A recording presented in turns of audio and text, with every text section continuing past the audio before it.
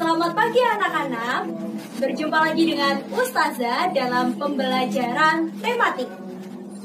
Sebelum pembelajaran dimulai, hayya bina nadarsana biqiraatil basmalah.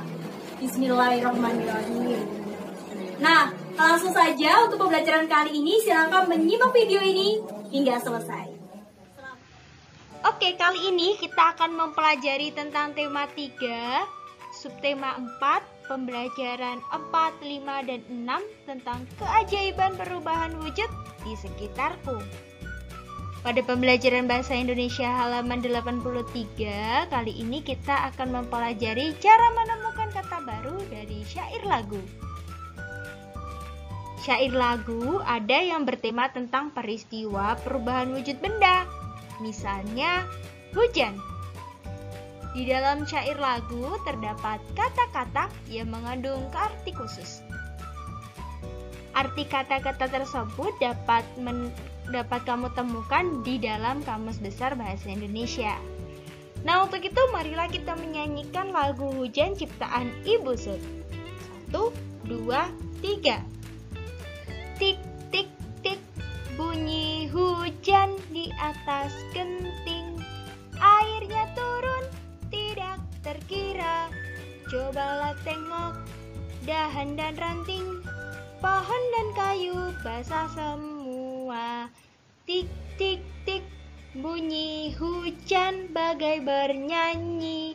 Saya dengarkan, tidaklah jemu. Kebun dan jalan, semua sunyi. Tidaklah seorang berani lalu. Oke, selanjutnya yakni menyusun informasi tentang perubahan wujud benda dalam bentuk bagan. Informasi tentang perubahan wujud benda dapat diperoleh dari sebuah teks. Kita dapat menyajikan kembali informasi tersebut dalam bentuk bagan. Nah, berikut ini adalah langkah-langkah menyusun informasi dalam bentuk bagan. Yang pertama, Ananda sekalian harus membaca teks dengan cermat. Yang kedua, carilah informasi penting dari teks. Yang ketiga, susunlah informasi penting itu secara urut. Dan yang terakhir adalah tulislah informasi tersebut dalam bagan sesuai urutan informasi. Selanjutnya, yakni membuat kalimat dari peristiwa perubahan wujud benda. Peristiwa perubahan wujud benda dapat dijelaskan dengan menggunakan beberapa kalimat. Nah, kita dapat membuat kalimat dengan susunan yang benar. Kata-kata yang digunakan ditulis dengan ejaan yang benar. Misalnya, peristiwa perubahan wujud benda membeku. Membeku dapat dijelaskan dengan berbagai kalimat. Misalnya, membeku adalah peristiwa perubahan wujud benda dari cair ke padat. Yang kedua, perubahan wujud benda membeku ini dapat dimanfaatkan dalam pembuatan es krim. Yang ketiga, Lani membuat es krim bersama ibu. Oke, selanjutnya yakni pembelajaran PPKN halaman 84. Tentang bersatu dalam keberagaman di sekolah. Sebelumnya, kamu pasti sudah belajar tentang sikap bersatu dalam keberagaman di rumah, bukan? Ternyata, selain di rumah, kita juga perlu menerapkan sikap bersatu di sekolah. Nah, menerapkan sikap bersatu dalam keberagaman di sekolah ini memiliki banyak manfaat. Antara lain, mempererat persaudaraan antar teman, membuat suasana belajar menjadi lebih menyenangkan, menumbuhkan jiwa sosial, dan menumbuhkan sikap toleransi. Ternyata sikap bersatu juga dapat diterapkan dalam berbagai kegiatan kelompok di sekolah. Kegiatan kelompok akan menyenangkan jika semua anggota dapat menerapkan sikap bersatu. Seperti itu, misalnya bersatu membersihkan kelas atau bersatu mengerjakan tugas kelompok. Selanjutnya, yakni menolong orang lain. Kita sudah mempelajari bahwa salah satu wujud bersikap bersatu yakni saling menolong. Saling menolong dapat menciptakan kerukunan dan mempererat hubungan pertemanan. Menolong orang harus dilakukan dengan hati yang tulus dan ikhlas. Tidak boleh terpaksa ya. Karena jika kita ditolong orang lain, maka sebaiknya kita juga harus mengucapkan pintar, terima kasih. Nah, sikap saling menolong ini dapat mempererat persatuan di sekolah. Oke, selanjutnya gotong royong. Gotong royong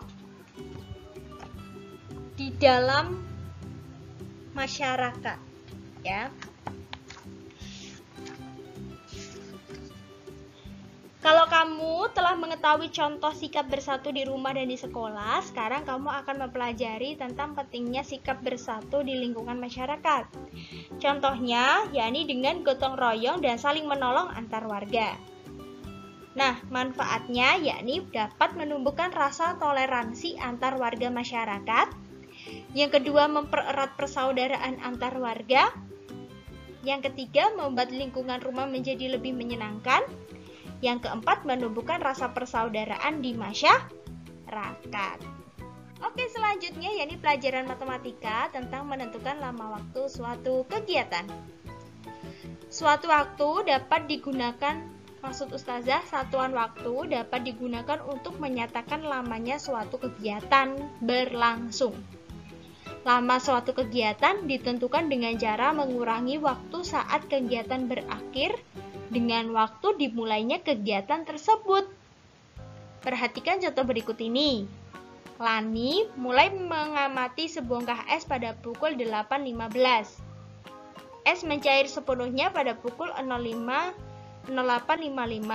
Berapa lama waktu proses es mencair? Seluruhnya. Penyelesaiannya yakni lama proses mencair sama dengan 08.55, jadi waktu berakhirnya dikurangi waktu mulainya yakni 08.15. 55 dikurangi 15 sama dengan 40. Jadi lama waktu es mencair seluruhnya adalah 40 menit. Selanjutnya contoh yang kedua, ibu mulai membuat kue pukul 07.45. Jika ibu membuat kue selama 1 jam 10 menit, pukul berapakah ibu selesai membuat kue? Penyelesaiannya, waktu selesai membuat kue yakni pukul 07.45 ditambah 1 jam 10 menit. Hasilnya yakni 08.55. Nah, anak-anak sekalian juga bisa menggunakan garis bilangan ya, agar tidak bingung. Nah, ibu selesai membuat kue pada pukul berapa anak-anak sekalian? 08.50. Oke, untuk penugasan silakan Anda sekalian mengerjakan Ayo Berlatih Muatan Matematika halaman 89 nomor 1 dan 2 saja ya.